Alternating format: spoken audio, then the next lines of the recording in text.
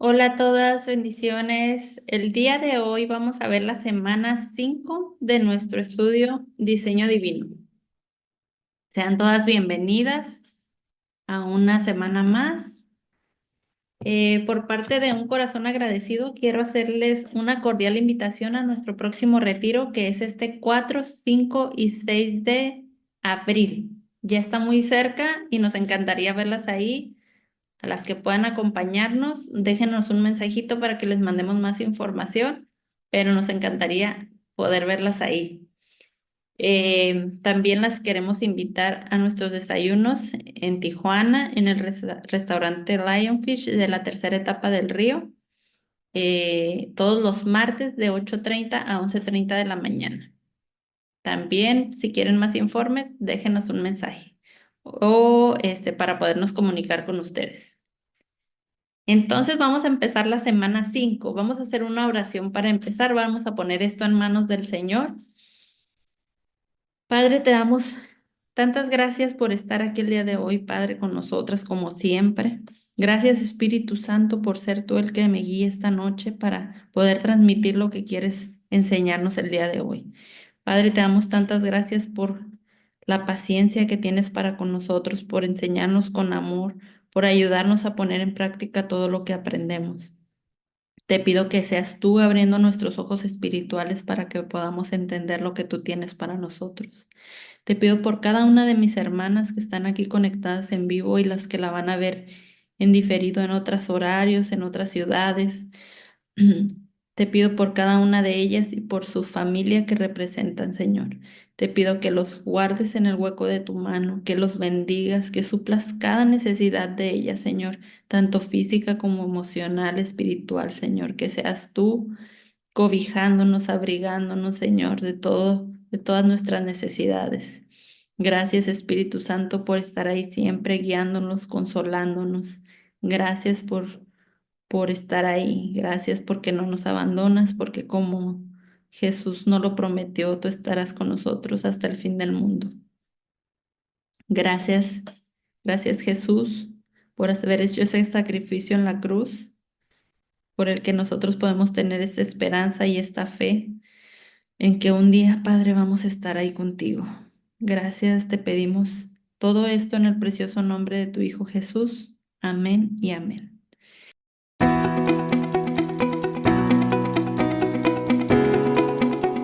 Y bueno, vamos a iniciar con la semana 5. Y la semana 5 se llama la batalla de los sexos. Ya habíamos visto en las semanas pasadas cómo Dios nos había diseñado para trabajar en equipo. Nos dio cualidades especiales tanto al hombre como a la mujer para que las usáramos para poder trabajar como uno solo y para la gloria de Dios. Pero vemos cómo entró el pecado. Vimos la semana pasada el tema de una serpiente en mi huerto y vemos cómo el pecado entró a la humanidad y cómo vino a distorsionar todo lo que Dios había creado.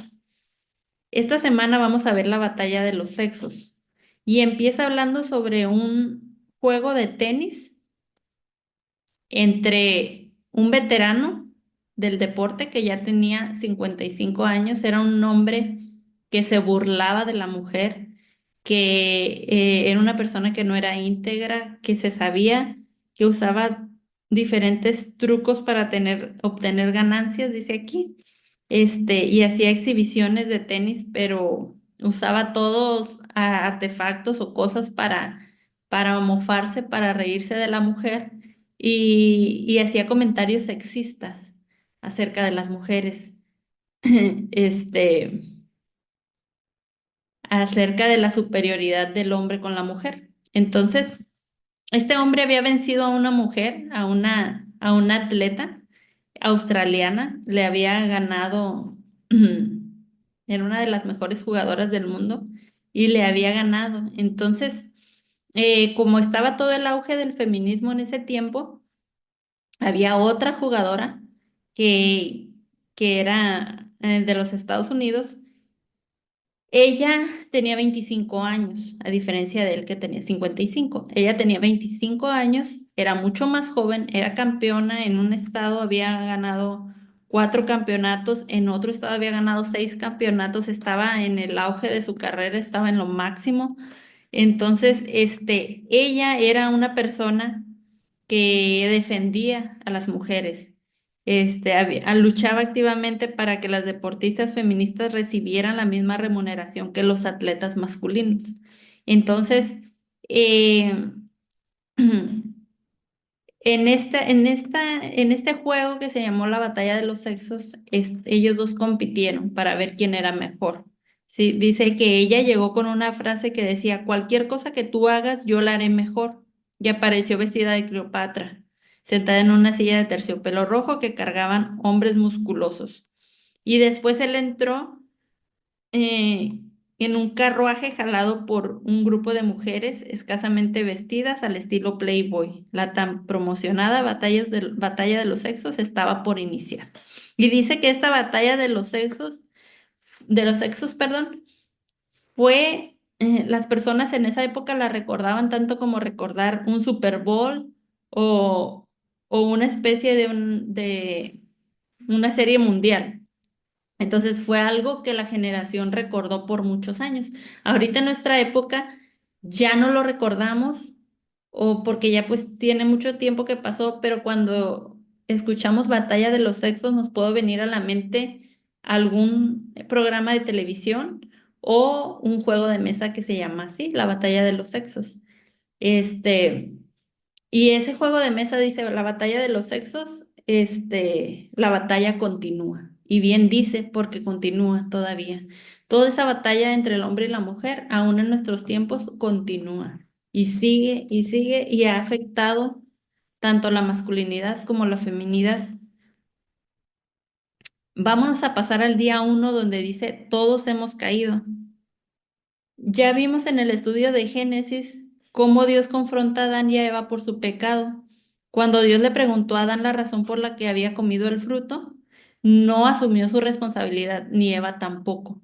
Adán culpó a Eva y Eva culpó a la serpiente que la había engañado. Pero vemos cómo Dios los responsabilizó a los dos. Aunque cada uno había pecado en diferente momento y de diferente manera, Dios los consideró responsables a ambos. Él sabía que Eva había sido engañada y que había pecado primero, y también sabía que Adán no había sido engañado. Sabía que los factores y motivos que los llevaron a pecar habían sido diferentes,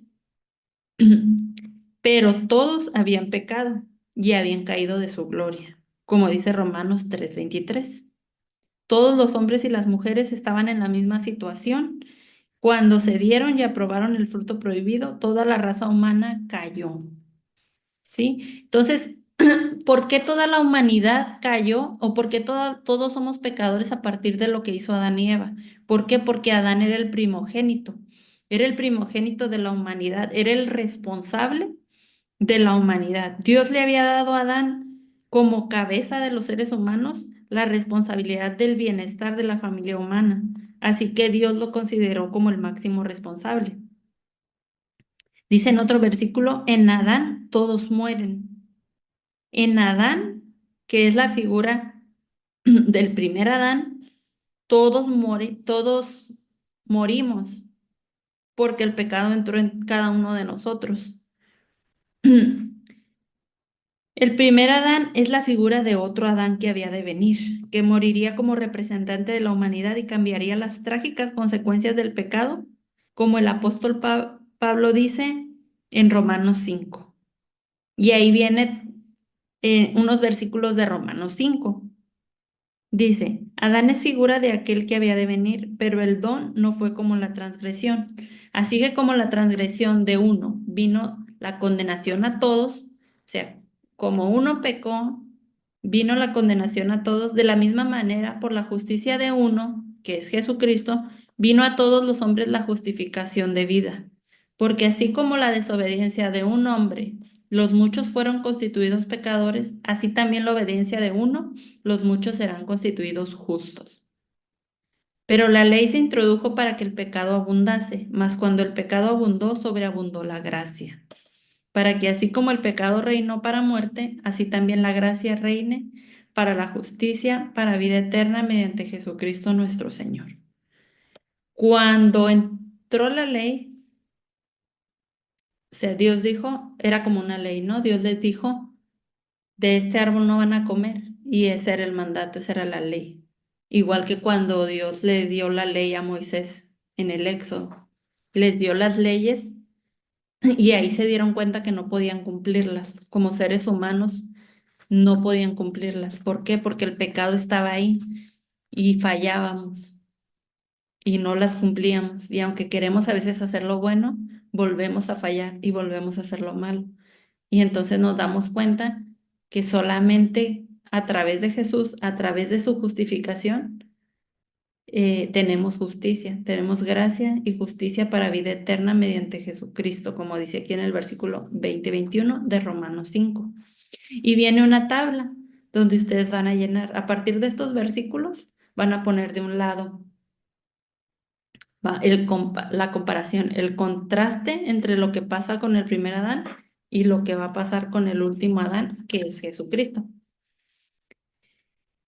Y después dice, en Génesis 3, 14 y 15, al costado de la página 132.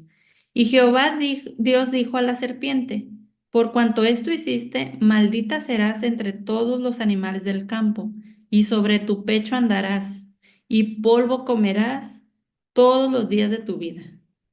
Y pondré enemistad entre ti y la mujer, y entre tu simiente y la simiente suya. Esta te herirá en la cabeza, y tú la herirás en el carcañal. Probablemente el Señor juzgó a la serpiente primero porque él quería confirmarles a Adán y a Eva su gran amor y permitirles tener una vislumbre de su maravilloso plan. Él les quería dar esperanza, ¿sí? Es increíble que en el huerto del Edén el Señor ofreciera la esperanza de vencer el pecado, incluso antes de explicarles las consecuencias al hombre y a la mujer. Entonces vemos cómo a veces podemos no darnos cuenta, pero ahí ellos pudieron ver un rayo de esperanza, dice aquí, ellos pudieron ver la esperanza de que iba a haber algo todavía más, ¿no? Y en el día 2 dice, algo anda mal. Y menciona un juego donde vienen algunos libros infantiles, donde los niños tienen que encontrar qué está mal en el dibujo. Dice que para ver eso, por ejemplo, que un pez está en una maceta o que un cuadro está al revés, una manzana en lugar de una manija o una silla con dos patas. El juego requiere un cierto nivel de conocimiento de la disposición y el uso de las cosas. Un niño que no sabe que un pez necesita agua para vivir, tal vez no se puede dar cuenta que un pez está mal en una maceta o que es algo extraño, ¿sí? Entonces, en las primeras semanas de este estudio, ya tenemos ese conocimiento, ¿sí? Ya no somos como ese niño que no sabe que el pez no va en la maceta. Entonces, nosotros ya tenemos el conocimiento de las primeras semanas de cómo deben ser las cosas, de cómo Dios las creó para ser, para funcionar de una manera correcta, armoniosa, y que el hombre y la mujer pudiéramos tener una relación para honrarlo a Él, para darle gloria a Dios, que lo honrara. Ahora que ya lo sabemos, ya podemos, como estos niños, identificar lo que está mal, ¿sí? Como en ese juego, cuando el niño ya tiene cierto conocimiento, ya puede saber qué cosa está mal en el dibujo y puede resolver esos juegos, ¿verdad? Entonces, cuando ya tenemos este conocimiento, ahora sí ya podemos ver qué está mal en esta escena. Y vamos a ver, dice, la pareja está junta en el huerto, la serpiente se acerca a ellos, al parecer ignora al hombre. Sí, la serpiente ya sabía cómo Dios nos había puesto, ¿verdad? Al hombre como cabeza, la mujer debajo del hombre, los hijos, ya sabía. Dice, la serpiente se acerca a ellos, totalmente consciente de que Dios la ha puesto bajo la protección y la autoridad de su marido a la mujer y de que ambos se encuentran bajo la autoridad de Dios. Nota la estrategia de Satanás para menoscabar la estructura autoritaria de Dios y dirigirse directamente a la mujer. Satanás inicia la conversación con una pregunta. Dice, ¿es verdad que Dios les dijo que no comieran de ningún árbol? Observa lo que la mujer no hace en esta situación. No reconoce a su marido que está junto a ella. No le dice. me gustaría que conocieras a mi esposo, ¿verdad? ¿Y cuántas veces no hemos hecho eso nosotras? A veces va nuestro esposo con nosotras y nos encontramos a alguien que conocemos y lo saludamos y todo, y al final se nos olvida presentarle a nuestro esposo que estaba a un lado, ¿no? Entonces, este, eso pasó. Eva no le dio importancia a Adán, no le pidió su opinión, no le dijo, Adán, ¿por qué no le dices a la serpiente qué te dijo Dios sobre eso? Nada. Entonces dice que no lo consultó, no le preguntó, no le pidió consejo. Ella tomó de su fruto y lo comió. ¿Y qué hizo Adán durante todo ese tiempo? Dice aquí que no hizo nada. No se involucró, sino que pasivamente accedió a comer del fruto que su esposa le ofreció. Con base en las responsabilidades que Dios le dio a Adán y Eva, ¿qué está mal en esta escena? ¿Qué podemos ver que está mal? Dice, Dios creó a la primera pareja para que se complementaran el uno al otro y trabajaran juntos. Le dio al hombre la capacidad y responsabilidad de tomar la iniciativa en proteger y suplir las necesidades de aquellos que están bajo su cuidado, de dirigirlos y alimentarlos. Creó a la mujer para actuar en respuesta a la iniciativa del hombre.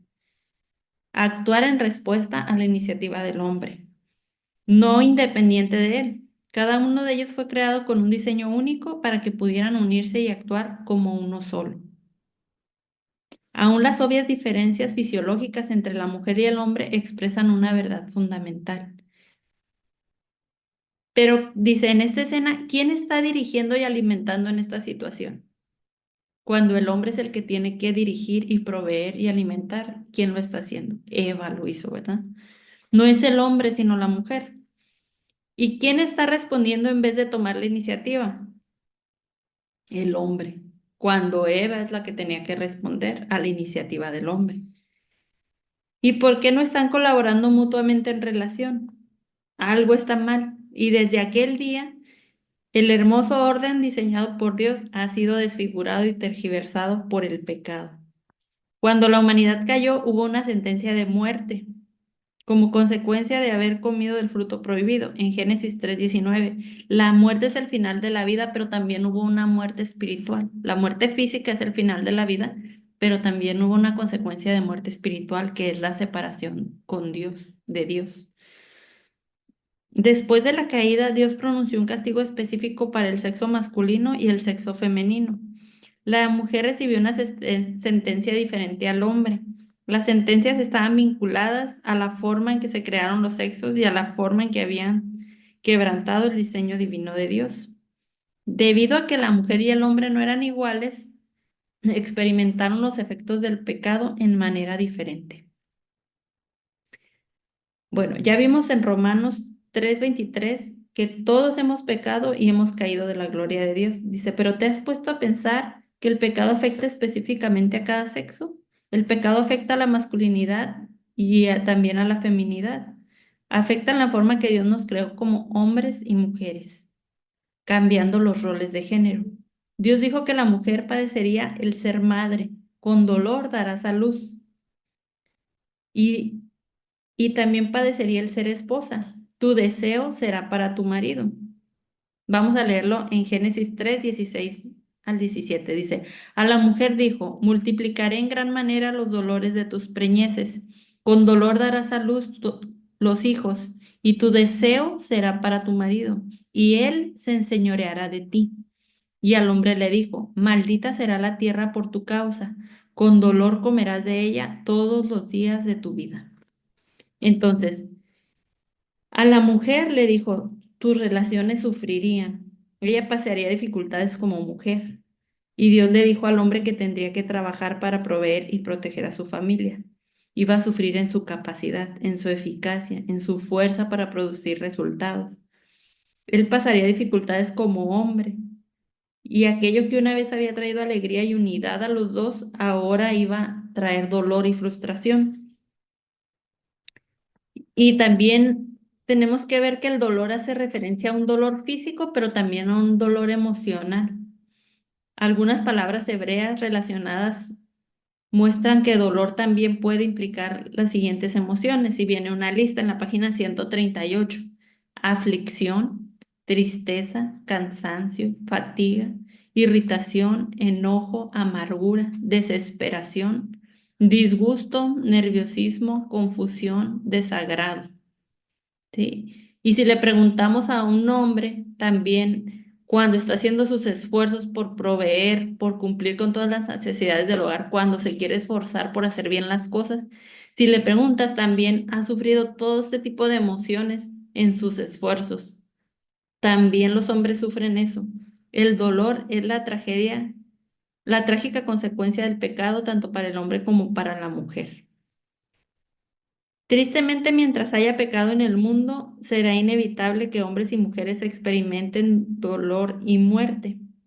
Gracias a Dios, Jesús vino para quitar el aguijón de este castigo. La increíble promesa de Dios es que un día aún esta consecuencia será revertida para todos aquellos que acepten el increíble regalo de su salvación.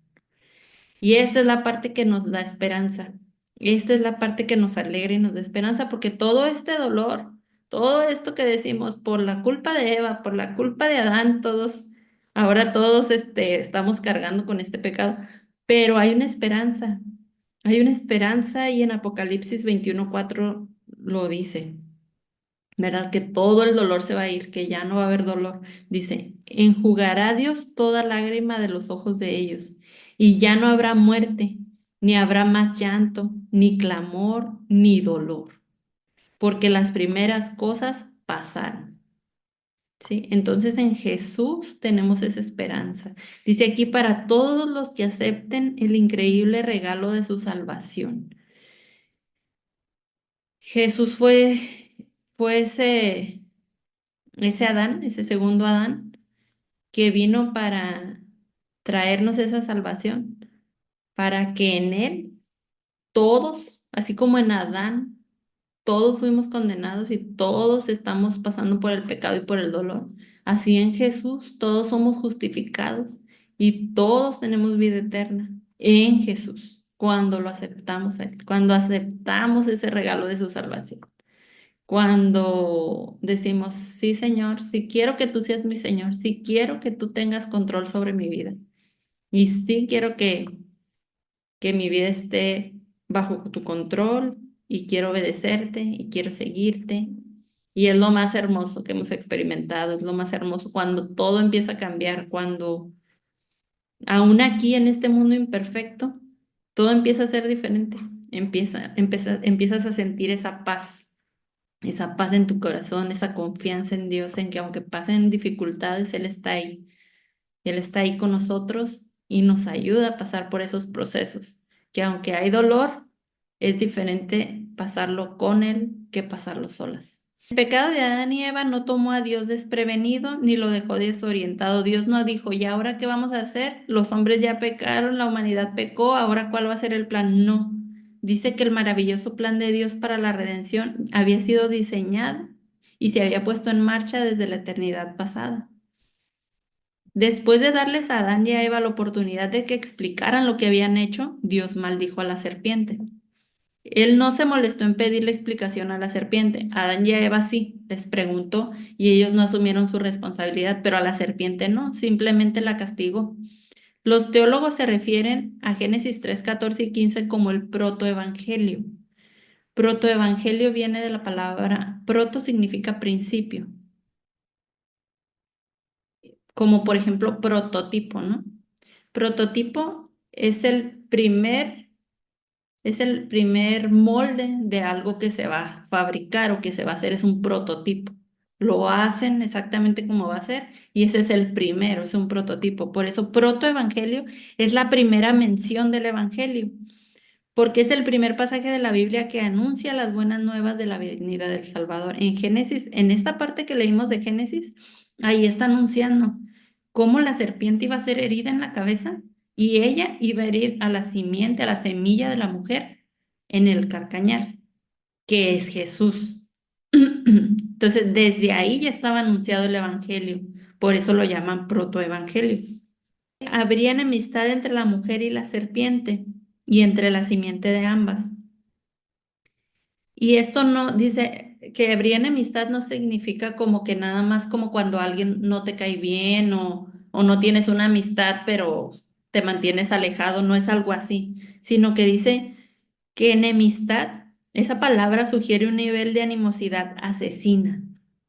Es un tipo de intensa hostilidad que se exige en la guerra, como cuando las personas iban a la guerra, ¿sí? Indica un fuerte conflicto de vida o muerte. Finalmente Dios anunció, esta te herirá en la cabeza y tú le herirás en el carcañal.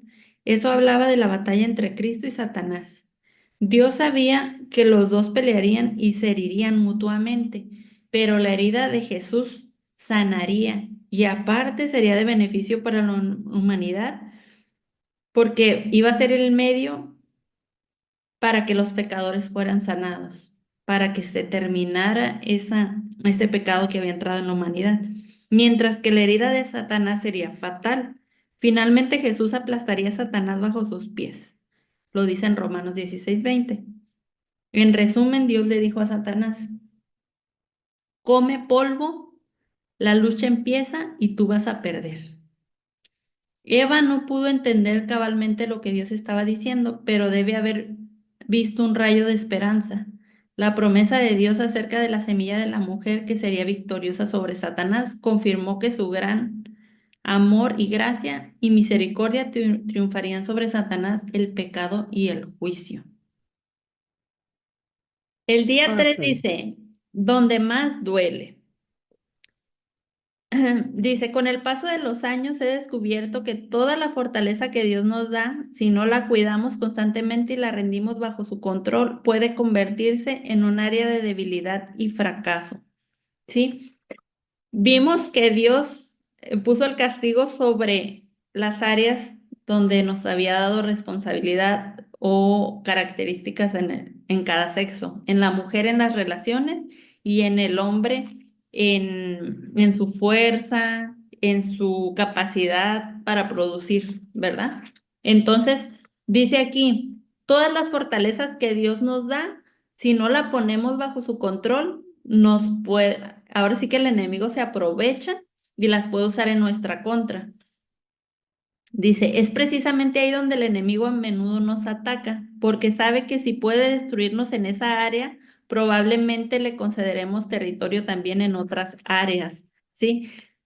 Las áreas más fuertes, los dones más fuertes que Dios te dio, donde tú te sientes más capaz, es ahí donde te va a atacar el enemigo más constantemente.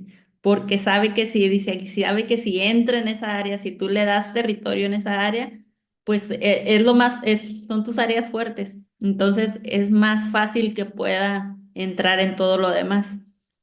Dice, en ese sentido, la mayor fortaleza de una persona puede ser también su mayor debilidad. Por eso siempre tenemos que rendir todo a Dios, decirle que Él está en control de todo, ¿no? Dejarle ese control en cada área de nuestra vida. Dice, la serpiente era terriblemente astuta. Ahí en el huerto parece que reconoció y atacó deliberadamente el diseño único del hombre y la mujer. Aprovechó sutilmente el hermoso espíritu responsivo de Eva, mientras pasó por alto la capacidad de Adán como líder y proveedor. Sí, él se aprovechó de que pues nosotras estamos hechas para las relaciones. Entonces pudo fácilmente entablar una conversación con Eva. Así como con nosotras, ¿no? A veces se nos acerca una persona y ay, rápido, rápido agarramos confianza porque somos fáciles para relacionarnos. Entonces se aprovechó de esa parte. Sabía que la fortaleza de cada género también representaba una debilidad. Al atacar la esencia de la feminidad de Eva y masculinidad de Adán, Satanás les pegó donde sabía que les haría el peor daño, los atacó donde más les dolería. Ya vimos que el dolor es una sentencia específica para cada sexo, tanto en contra de la mujer como en contra del hombre. Y vamos a ver otras ramificaciones que tiene el pecado. La primera parte de la sentencia de la mujer tiene que ver con la relación con sus hijos. Dice que iba a dar a luz con dolor, ¿verdad? Que el dolor se iba a multiplicar. Debido al pecado, todo el proceso de tener hijos se hizo mucho más difícil de lo que debía ser. Dar a luz un hijo incluye todas las funciones hormonales y menstruales de una mujer. Y a veces como hay mujeres que sufren en esa parte, ¿verdad? Así que el embarazo y el acto físico de dar a luz son parte de eso también. No todas las mujeres pueden dar fe del dolor de dar a luz, pero todas experimentamos los retos constantes de vivir en un cuerpo femenino. Sin embargo, el aspecto físico de tener un hijo no es solamente el único dolor en comparación con todo lo emocional, espiritual y relacional que trae la maternidad, dice. Implica todo el proceso de crear un hijo. Todo el dolor y el sufrimiento de la maternidad son mucho más que físicos. Dice, Eva aprendió esto con su hijo Caín, que si recordamos, pues mató a Abel, ¿verdad? Dice, las madres saben qué es dolerse por un hijo. Nos duele, nos preocupamos, oramos, creemos, nos quedamos despiertas en la noche, lloramos. Ser madre es una de las relaciones más gratificantes y por culpa del pecado también es una de las más dolorosas. Otra relación severamente afectada por el pecado fue la relación de la mujer con el hombre, específicamente con su esposo. Dios creó la sensibilidad de la mujer y el liderazgo del hombre para que fueran elementos hermosos que los unieran. Pero el pecado pues cambió todo, ¿no? Ahora sí que los separó más. Se hizo una competencia y pues fue ahora sí que una competencia destructiva. El deseo, dice, de la mujer por su esposo se ha tergiversado y se ha convertido en algo negativo, como también el hecho de que el hombre se enseñoree de la mujer. Dice, el pecado está a la puerta, a ti será su deseo y tú te enseñorearás de él. Eso le dijo, Dios le advirtió a Caín. El pecado está a la puerta, a ti te será su deseo y tú te enseñorearás de él. El deseo obsesivo del pecado que acechaba y controlaba a Caín y el dominio contundente que Caín debía ejercer sobre el pecado nos da una pista de lo que la caída había afectado la relación entre el hombre y la mujer. Esa imagen de cómo Dios le dijo a Caín que iba a hacer, o sea, no iba a poder controlarse sobre el pecado. Dice, el pecado se enseñoreará de ti. Entonces, es lo mismo, dice que los teólogos han hablado mucho de lo que significa esa frase en Génesis, pero creemos que en resumen dice esto. Dios le dijo a la mujer, tendrás el impulso de controlar, resistirte y oponerte y actuar en contra de tu esposo, aunque cuando dice que tu deseo será hacia tu esposo, ese deseo se refiere a eso, un deseo pero de control sobre él. Aunque fueron creados para actuar como uno, la armonía, paz y unidad, en armonía, paz y unidad, perdón, ahora hay una barrera entre los dos. En vez de seguir su liderazgo y estar juntos y servir para glorificar a Dios, tú tendrás la inclinación de tomar el control y las riendas y seguir tu propio camino. Eso le dijo, eso es lo que prácticamente le dijo a la mujer. Dice, al final del versículo dice que no solo tu deseo será contra tu marido, sino que él se enseñoreará de ti. Esto sugiere que a veces él pondrá las reglas, su liderazgo, la supervisión de una forma egoísta, de una forma dura y autocrática. Él no siempre va a guiar de una manera piadosa. En un sentido más general, más o menos podría decir así, el pecado tergiversó el deseo positivo de la mujer y lo convirtió en un deseo negativo de rebelarse en contra del hombre.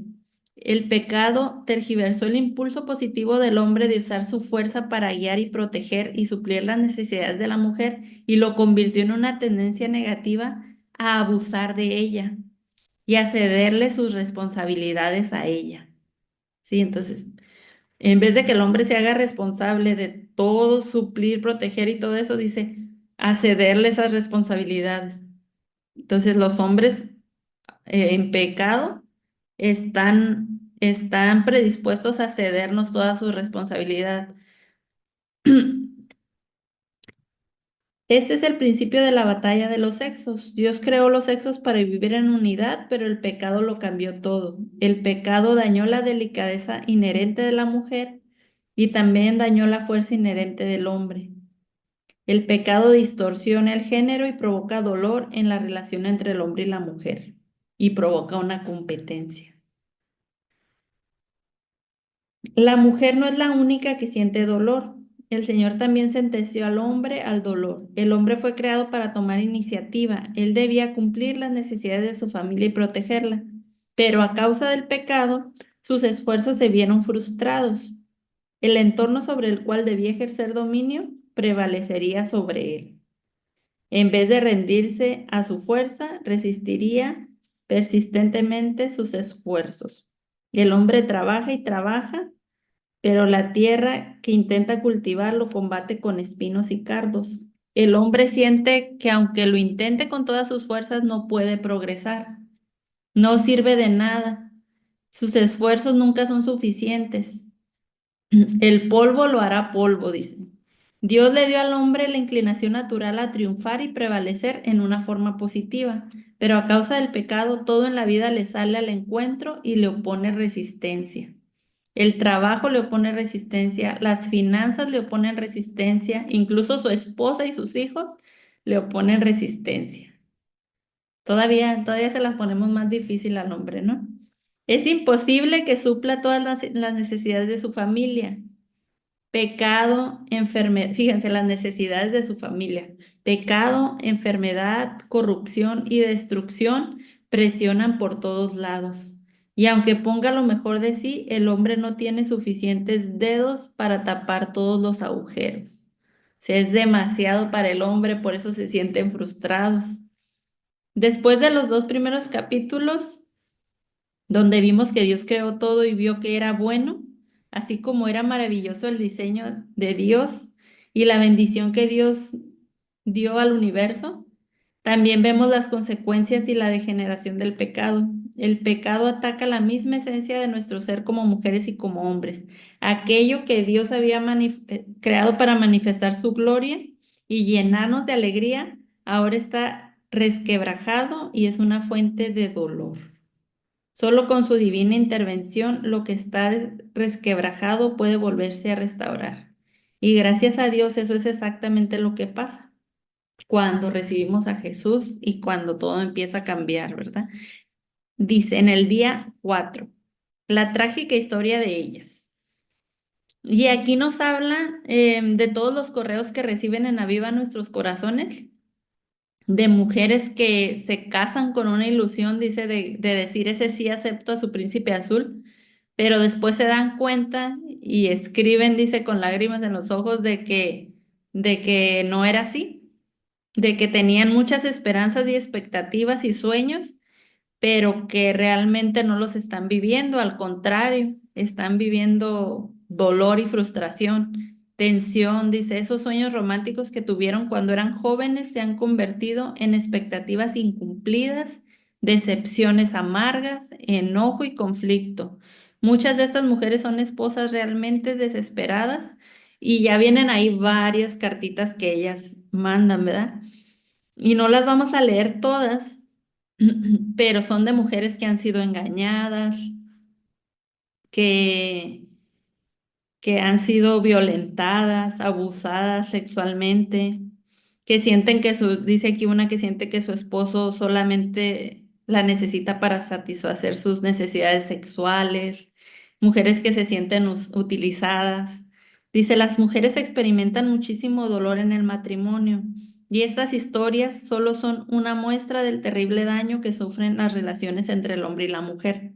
Tal vez recuerdes haber oído hablar, y ya menciona ahí otro caso de un hombre que tuvo secuestrada a su hija por muchos años en el sótano de su casa y que la tenía junto con los hijos que había tenido con ella y su esposa viviendo en la casa, o sea, la tenía en el sótano, no se había dado cuenta pues que ahí la tenía y aparte ya había tenido hijos con ella. Entonces, dice, lo juzgaron por asesinato, esclavización, violación, incesto, privación de la libertad.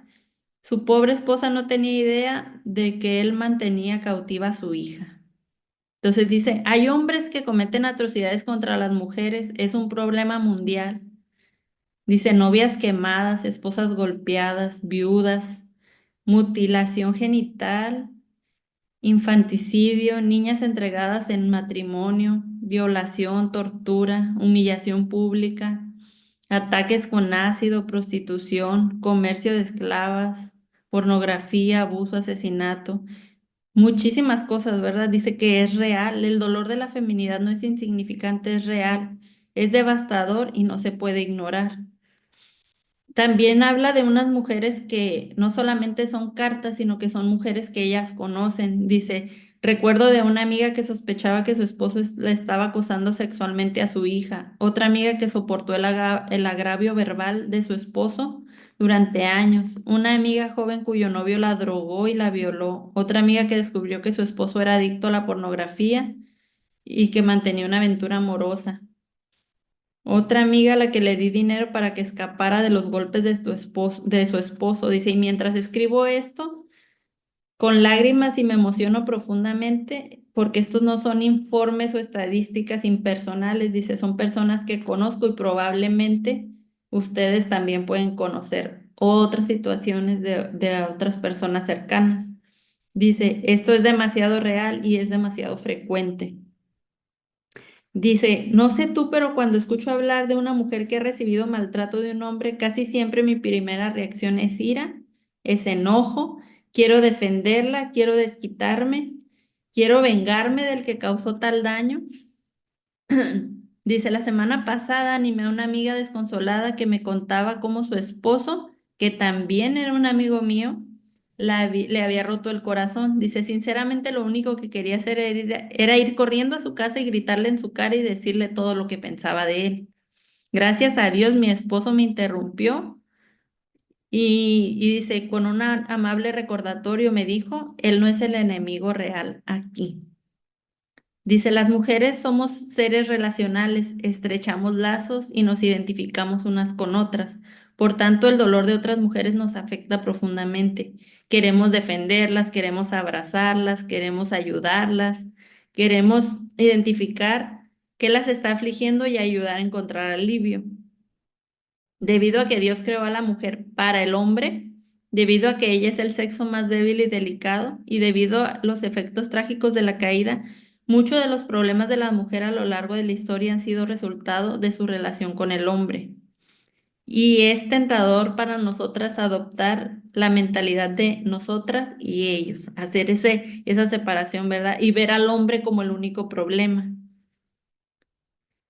Y las mujeres feministas, dice, hace algunas décadas fue lo que hicieron. Hicieron exactamente eso. Dijeron, los hombres son los culpables porque veían todo este tipo de situaciones. Analizaron el problema y el descontento de la mujer y propusieron un plan de acción que pensaban que iba a ayudar. El movimiento feminista analizó el problema y la relación del hombre y la mujer en unas frases que vienen ahí abajo. Dice, ellas dijeron, los hombres son el problema. El patriarcado, el gobierno de los hombres es el problema. La falta de poder en las mujeres es el problema. Las mujeres que ceden es el problema. Las leyes y sanciones inadecuadas es el problema. Las creencias religiosas opresivas son el problema. El condicionamiento cultural es el problema. Los roles estereotipados son el problema. La falta de educación es el problema. Y dice ahí que le pongamos si es falso o verdadero, como consideramos, ¿no?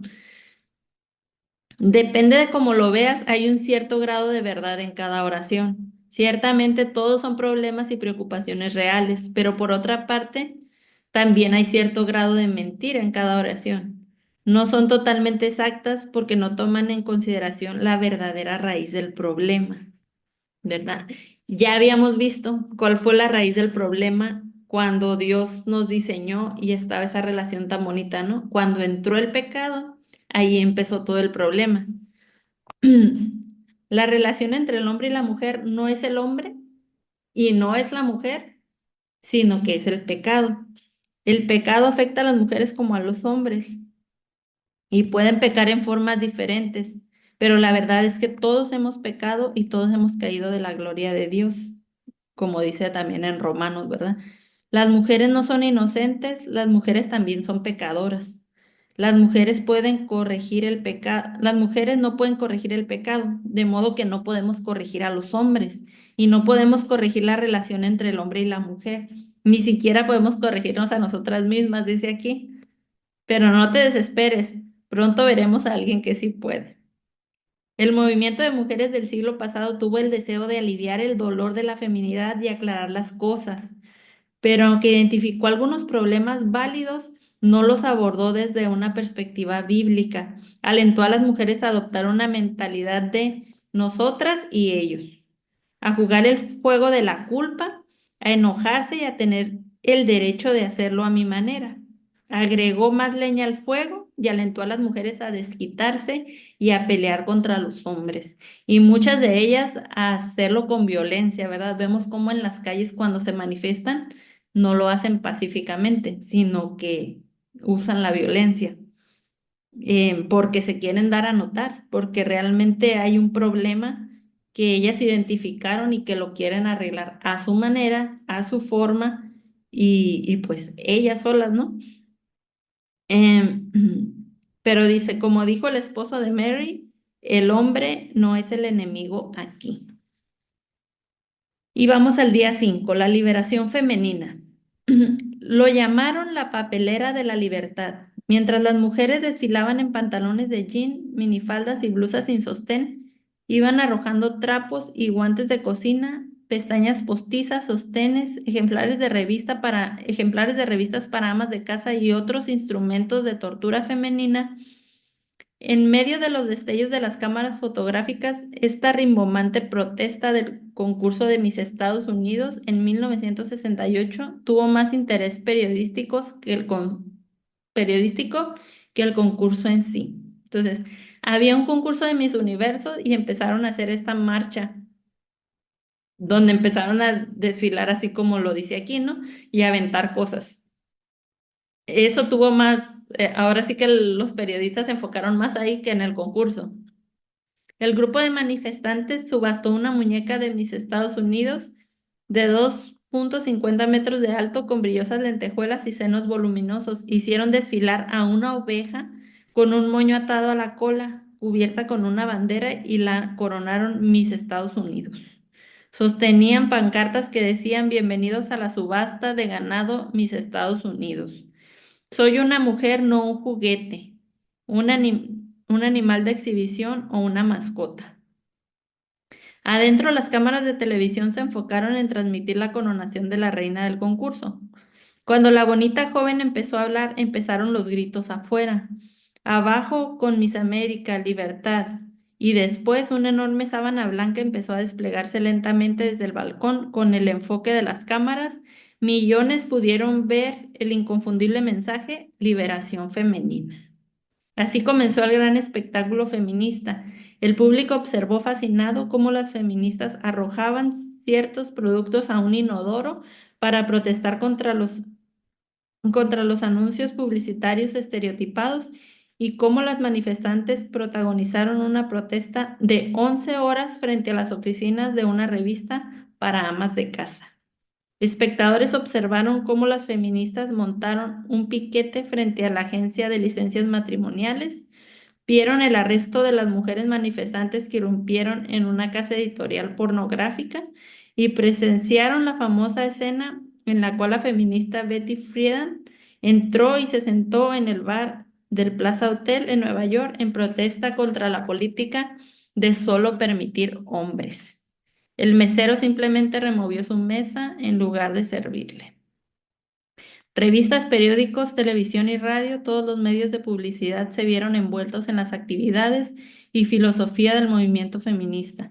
La liberación femenina se convirtió en un término familiar y un tema de conversación casi en cada reunión. Entonces vemos cómo esto fue algo enorme, ¿no? Que todavía continúa hasta estas fechas. Pero dice aquí, se volvió que ya era el comentario de en todas las casas, en las mesas, ¿no? Era un tema de conversación en todas partes.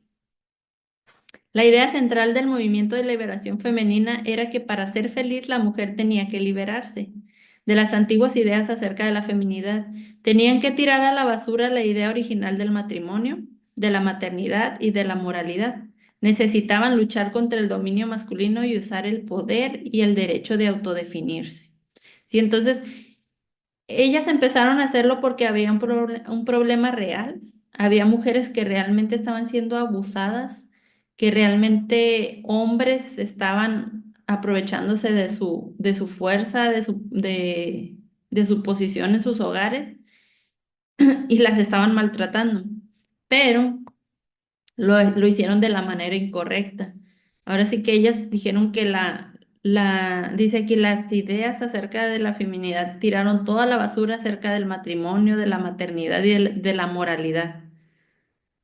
Y necesitaban luchar contra el dominio masculino y usar el poder y el derecho a autodefinirse, a decir ahora lo que sí podían ser y lo que no podían ser. Dice, la activista feminista Betty Friedan denominó como mística femenina las ideas tradicionales sobre la feminidad. El movimiento feminista cobró auge cuando ellas y otras mujeres se rebelaron en contra de la mística y redefinieron la feminidad con base en la verdad personal. Dice, mis palabras basadas en mi verdad personal llevaron a otras mujeres a su propia verdad personal, verdad que ha quedado oculta en mística. Verdad personal, me ha llevado a mí y a otras mujeres a organizar el movimiento feminista. O sea que cada quien se hacía su verdad personal, cada quien hacía lo que quería, se redefinía y esa era su solución. Lea atentamente las siguientes frases de pensadoras feministas, cómo ellas lo pensaban, ¿no? Denme un momentito.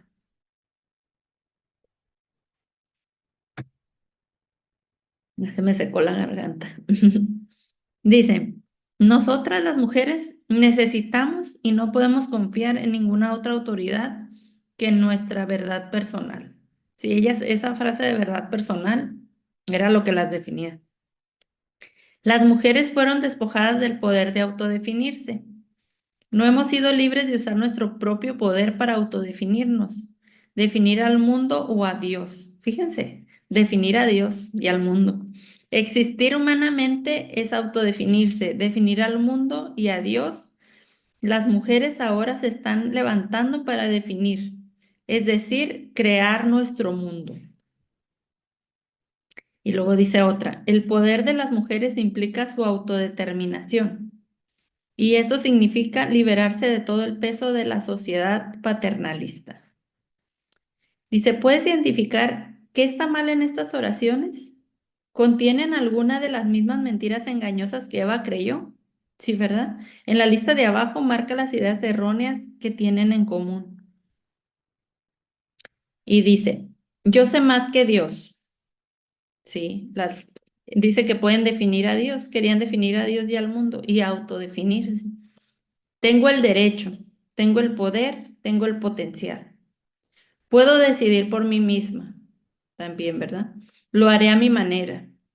Puedo arreglar el problema por mí misma. No es mi culpa. Es la mujer contra el hombre, yo en contra de él. Esas son, y a veces eso pensábamos. Bueno, yo por lo menos algunas de estas frases sí me las pensaba antes, ¿eh? No sé ustedes, pero yo sí. Entonces, y creo que todavía, aunque no lo decimos, todavía tenemos ideas que están basadas en estas frases. Hacemos cosas que, que ahora sí que estamos diciendo, pues esto mismo, ¿no? Yo puedo decidir por mí misma. Cuando hago cosas sin pedir opinión de mi esposo, sin orar, sin pedirle a Dios que me guíe, que me dé su dirección para tomar una decisión. Ahí estoy decidiendo por mí misma, ahí estoy haciendo las cosas por mí misma o quiero arreglar los problemas yo sola. Entonces dice, en estos días la mayoría de las mujeres jóvenes ponen cara cuando escuchan la palabra feminismo y lo desechan como noticias del pasado. Igual que las botas gogo y los collares hippies que están guardados en el fondo de los closets de sus madres o de sus abuelas. Pero aunque rechazan el rótulo, han aceptado la ideología, muchas de ellas sin darse cuenta. Y es esto lo que les digo, ¿no? Hacemos cosas, decimos, no soy feminista, pero hacemos cosas que, que actuamos como ellas, ¿no? Porque ya está tan impregnado en la cultura de este mundo que ya lo hacemos así sin pensar. Tenemos actitudes que no nos damos cuenta que vienen de ahí. Dice, el feminismo se ha infiltrado en su sistema como una medicina intravenosa en un paciente inconsciente, porque lo vemos en todas partes. El feminismo como movimiento cultural se ha debilitado. Esto no quiere decir que se haya acabado.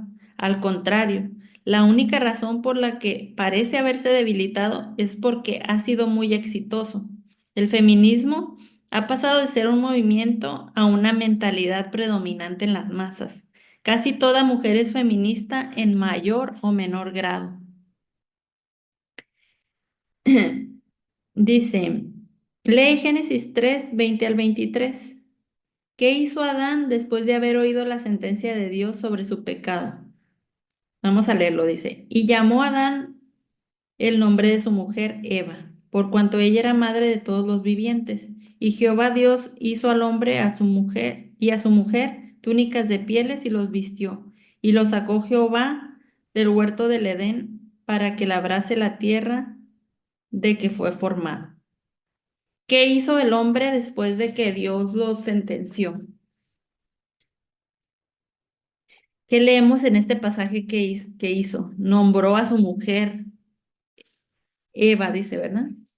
Adán sigue el liderazgo de Dios, se dirige a su esposa y la llama Eva. Madre de todos los vivientes significa. Nos sorprende la elección de ese nombre porque él sabía que la paga del pecado es muerte.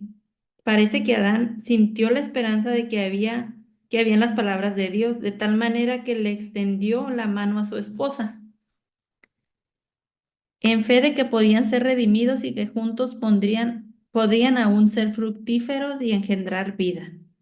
Y después, para sellar el pacto, Dios hizo algo increíble. Y Jehová Dios hizo al hombre y a la mujer túnicas de pieles y los vistió, dice. Qué poderoso símbolo de la gracia de Dios. Los detalles de las hojas que habían los delantales, perdón, de las hojas que habían confeccionado eran insuficientes. La humanidad no puede cubrir su propio pecado, pero Dios hizo lo que ellos no pudieron hacer. Derramó sangre de un animal inocente, un cordero, dice, sería un cordero, lo dice como pregunta, ¿no? Y los vistió. Él cubrió el pecado y la vergüenza de ellos. ¿Puedes ver el simbolismo aquí? ¿Puedes ver un rayo de esperanza? Por nuestra propia cuenta no podemos corregir la relación entre el hombre y la mujer. Nuestras hojas son insuficientes, como las hojas que se pusieron para cubrirse. Dice, pero Jesús, el Cordero de Dios, está dispuesto y es capaz de cubrir nuestro pecado y vestirnos con su justicia. Él puede corregir la masculinidad y la feminidad. El paraíso se perdió, pero a través de Jesucristo y solo a través de Él puede restaurarse. ¿Sí? Entonces vemos ahí la esperanza, ¿verdad? Sabemos que hay un problema, que las feministas lo quisieron arreglar desde hace muchos años, que solamente lograron traer una mentalidad diferente a la mujer, que, que nos hemos hecho de ideas que no son las que Dios planeó para nosotros, que nos hemos hecho al hombre como si él fuera el verdadero enemigo. Pero realmente aquí estamos viendo que esa no es la raíz del problema, que nunca vamos a poder acabar nosotros mismos con el problema, sino que tenemos que ir a la raíz, que es el pecado, y al único que puede justificarnos del pecado y darnos una vida diferente y darnos una vida eterna, porque en este mundo caído, ahora sí que dicen que nunca vamos a ser perfectos, ¿verdad? Nunca vamos a llegar a la perfección, vamos a seguir pecando, aunque no lo queremos hacer y aunque no lo hacemos em, conscientemente a lo mejor o queriéndolo hacer, no es eh, no lo hacemos adrede, pues no lo estamos practicando, pero sí lo podemos hacer porque somos humanos y nos equivocamos. Entonces, el único que va a poder justificarnos y que Dios nos pueda ver como si nunca hubiéramos pecado es Jesucristo. Y esa es la esperanza que tenemos. Esta fue la semana número 5. Espero que les haya gustado, que les haya aprovechado esta enseñanza y repásenla, hagan sus ejercicios para que quede más grabado ahí. Lean todos los versículos que vienen y vamos a hacer una oración para terminar. Si me acompañan. Padre, te damos muchas gracias por permitirnos el día de hoy estar aquí. Gracias, Señor, por tu misericordia, por tu bondad hacia nosotros, por tu gracia, Jesucristo, por tu sacrificio que hiciste en la cruz, que es el único que nos exime de todo pecado. Gracias por ser ese cordero sin mancha, que pudo ser el sacrificio vivo para salvarnos a nosotros de esta caída del pecado, Señor, en el que estamos esclavizados. Te damos gracias, Padre, porque sabemos que tú nos guías y estás con nosotros todos los días, como lo prometiste hasta el fin del mundo. Gracias por estar aquí con nosotros y que sabemos que no estamos haciendo esto solas. Gracias, Espíritu Santo, por seguirnos enseñando cada día y ayúdanos a poner esto por obra. Te lo pedimos todo en el nombre precioso de tu Hijo Jesús. Amén y amén. Gracias a todas por estar aquí. Nos seguimos viendo la próxima semana.